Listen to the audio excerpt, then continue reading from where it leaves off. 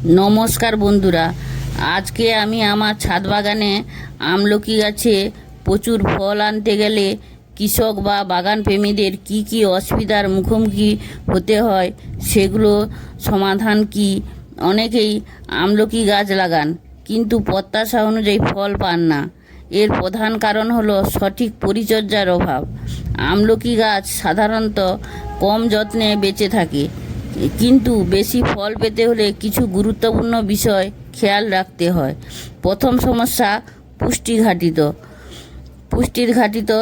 গাছের পর্যাপ্ত জৈব সার, গোবর সার এবং প্রয়োজনীয় পুষ্টি না দিলে ফল কম আসে। বছরে অন্তত 2 বার জৈব সার প্রয়োগ করলে ফলন বাড়ে।